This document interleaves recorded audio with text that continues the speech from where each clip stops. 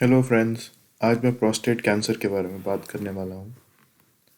Prostate cancer एक adenocarcinoma है जो कि ग्लैंडुलर एपिथेलियम से अराइज होता है और mostly peripheral zone of the prostate को इफेक्ट करता है। हिस्टोलॉजिकली प्रोस्टेट कैंसर को हम क्लासिफाई कर सकते हैं ग्लीजन ग्रेडिंग सिस्टम को यूज़ करके, एंड ये डिफ्रेंसिएशन की डिग्री को इवेलुएट करता है। प्रोस्टेट कैंसर का स्प्रेड ज़्यादातर लिम्फैटिक्स या ब्लड स्ट्रीम के थ्रू होता है लोकली। लिम्फैटिक स्प्रेड में सबसे पहले ऑब्चुरेटर नोड्स अफेक्टेड होते हैं और उसके बाद ये डिजीज़ लोकली सेमिनल वेसिकल्स किस तरफ पहुंच सकती है। ये एक डिस्टेंट डिजीज़ का साइन है। सो ऑब्चुरेटर नोड्स फर्स्टली, और उसके बाद लोकली ही स्प्रेड होना सेमिनल वेसिकल से is associated with distant disease. Risk factors: increasing age, obesity, Afro-Caribbean ethnicity और family history.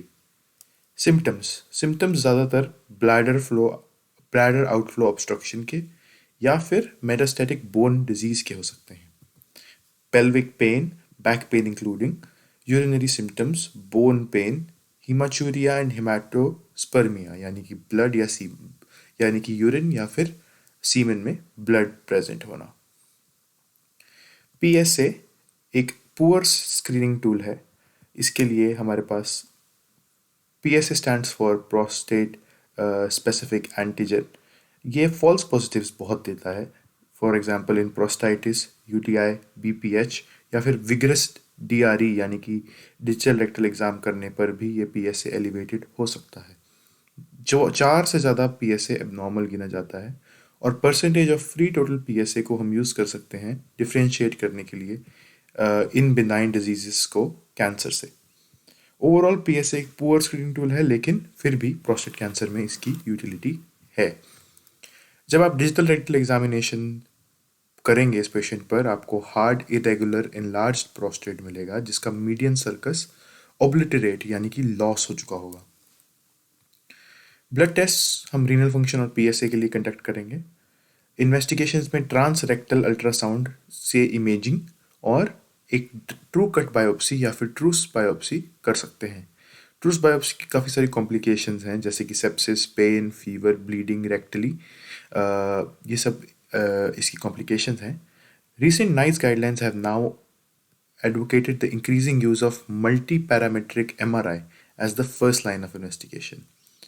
स्क्रैप हो गया है TRUS biopsies. Now multi parametric MRI is the first line of investigation in the patient suspected of prostate cancer. इसका results हम Likert scale से use करते हैं और अगर 3 से ज़्यादा स्केल पर अगर ये स्कोर करता है तो हमें MRI बेस्ड बायोप्सी करनी पड़ती है इस पेशेंट पर। एब्डोमिनल अल्ट्रासाउंड आउटफ्लो ऑब्स्ट्रक्शन को देख सकता है, हाइड्रोनेफ्रोसिस दिखा सकता है, रेजिडल यूरिन वॉल्यूम दिखा सकता है। Bone scan can show bone metastasis, और इम्पॉर्टेंट पॉइंट ये है कि यहाँ पे हमें sclerotic deposits of the bone in on the plain radiograph. तो बोन स्कैन और स्क्लेरोटिक डिपॉजिट्स इंपॉर्टेंट है। MRI और CT हम स्टेजिंग के लिए करते हैं। स्टेजिंग और प्रोग्नोसिस क्या है प्रोस्टेट कैंसर का? T1 स्टेज है localise to one lobe of the prostate. T2 is the spread within the prostate itself. T3 है जब ये सेमिनल वेसिकल तक पहुंच जाए, डिस्टेंट लोकल स्प्रेड हो जाए। और T4 है जब ये पेल्विक वॉल तक पहुंच जाए। प्रोग्नोसिस अगर ये लोकलाइज है तो 80%, अगर लोकल स्प्रेड हो चुका है तो 40%, और मेटास्टेसिस है तो 20% प्रोग्नोसिस। मैनेजमेंट कैसे है? मैनेजमेंट ब्लैडर आउटफ्लो ऑब्स्ट्रक्शन की ट्रांसयूरेथ्रल रिसेक्शन के साथ की जा सकती है। लोकलाइज ट्यूमर यानी कि T1 और T2 की रेडियोथेरेपी और रेडिकल प्रोस्टेक्टमी जिसकी कॉम्प्लिकेशन है इरेक्टाइल डिसफंक्शन। T3 और T4 radiotherapy complications include प्रोस्टाइटिस and cystitis. Types क्या है रेडियोथेरेपी के? External beam and brachytherapy. Increase risk of bladder, colon and rectal cancer. Radiotherapy के साथ इन सब का इंक्रीज रिस्क है।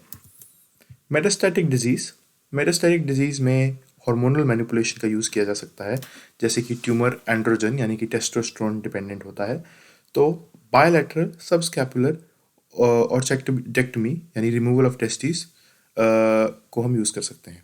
LH एगोनिस्ट्स और एंटी एंड्रोजन्स ड्रग्स का भी यूज़ किया जा सकता है, और कीमोथेरेपी हम डॉक्सीटैक्सल के साथ कर सकते हैं। तो ये थी एक क्विक समरी प्रोस्टेट कैंसर के ऊपर।